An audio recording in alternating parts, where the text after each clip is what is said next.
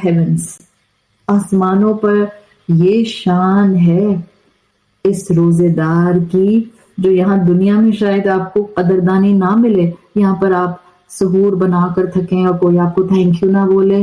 ہو سکتا ہے کوئی سیدھے منہ بات نہ کرے, الٹا کہے پراٹھا بہت موٹا تھا بیگم, یا امی بولیں چائے ٹھنڈی تھی بیٹا, یا ساس بولیں چائے میں اتنا دودھ ڈال دیا, بچے بولیں اماں جلدی نہیں اٹھا سکتی تھیں. دنیا میں آپ کو یہ آوازیں آئیں گی. But there are certain sounds around you which you maybe can't hear, but you should have a belief کہ فرشتے آپ کی محنت اس قدردان تک لے کر جاتے ہیں جو اپنے بندے کی ایک ایک کیفیت کو جانتا ہے. وہ آپ کے روزے کی تھکن, وہ آپ کے عبادت کا ایک کانسٹنٹ انکریجمنٹ, وہ آپ کی عبادت کی کوشش, وہ آپ کا قرآن سے جڑنا, وہ آپ کا تھکنے کے باوجود جاگنا, وہ آپ کا دعاؤں میں گڑ گڑانا, وہ آپ کا چلتے پھرتے دعائیں کرنا, وہ آپ کا کچن میں کھڑے ہو کر اذکار اور تسبیحات کرنا, وہ سب جانتا ہے, وہ قدردان ہے, اس تک ساری باتیں جاتی ہیں. دیکھیں ہمیں لگتا ہے وہ دعا قبول ہوتی ہے جو بڑی پرفیکٹ ہو, وضو کر کے بیٹھ گئی, دوپٹہ لپیٹ کر بیٹھ گئی اور میں بہت نورانی لگ رہی ہوں, اور اپنے بڑا پوئٹک انداز میں ہاتھ اٹھا کر ایک جملے کی اینڈنگ دوسرے جملے کی اینڈنگ سے ملا کر پڑھ رہی ہوں, رائم بن رہا ہے, پورا ایک فلو ہے میری دعا مانگنے میں, اور ہمیں لگتا ہے کہ شاید دس از دی پرفیکٹ دعا. پھر ہم رش کرتے ہیں.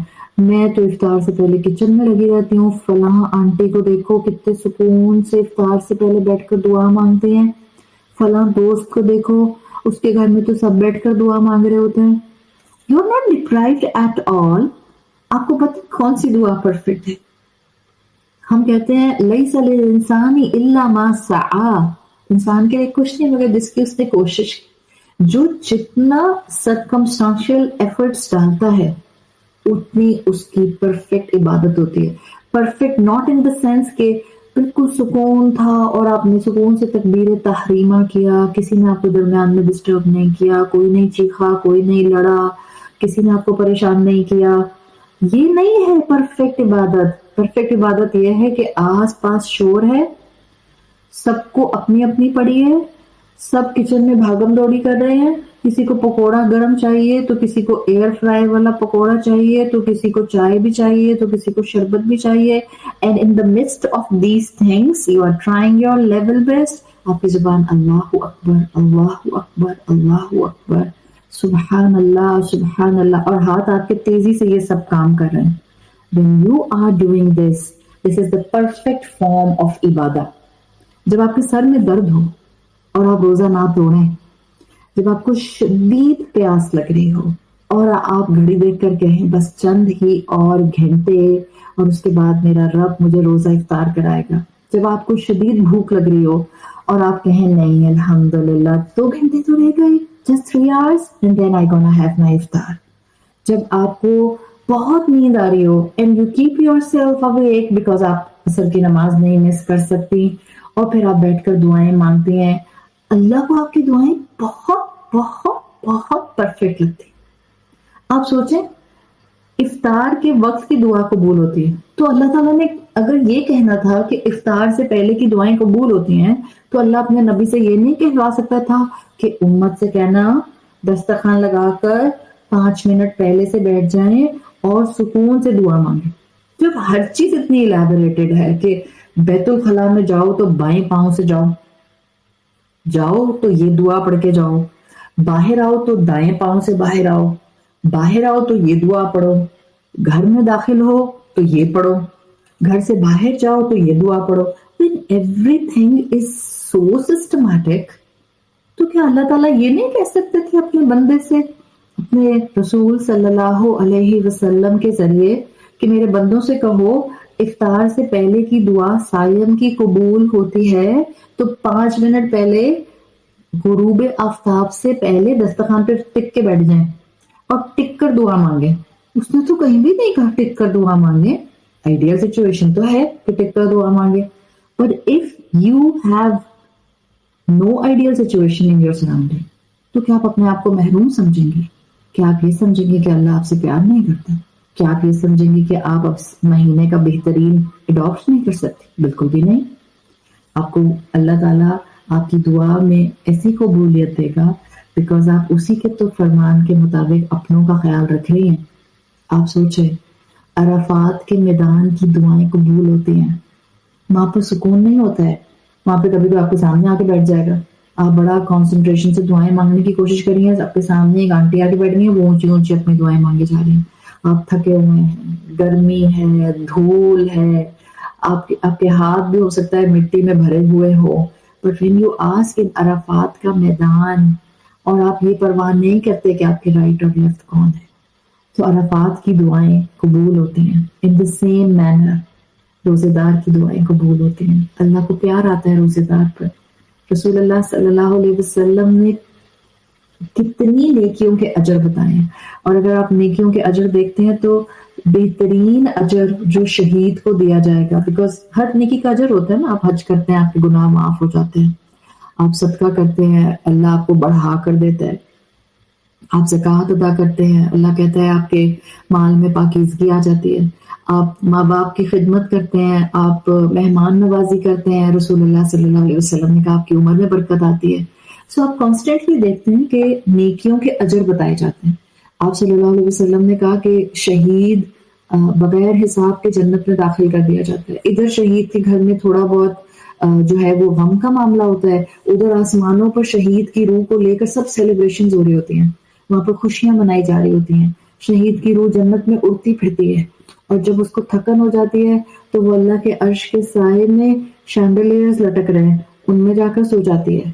سو ایک بہترین اجر کا فارم اللہ تعالیٰ نے بیان کیا ہے فور شہادت. Can you imagine? روزے دار کا اجر بتایا ہی نہیں.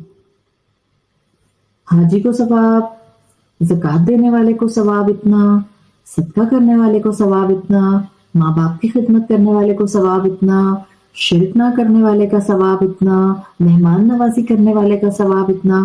وٹ اباؤٹ دا صائم جو روزہ رکھتا ہے؟ کہیں حدیث میں آپ کو نہیں ملتا، قرآن میں نہیں ملتا روزے دار کا یہ اجر ہے.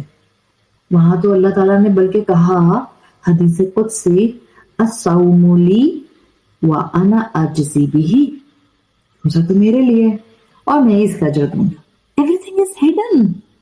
اس کا مطلب ہے روزے دار کا ثواب تو شہادت سے بھی بڑھ کر دیا جائے گا انشاءاللہ، بیکاز اللہ نے بتایا ہی نہیں.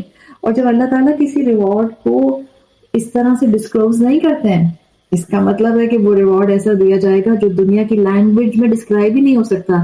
Just go back on my beginning of the lecture.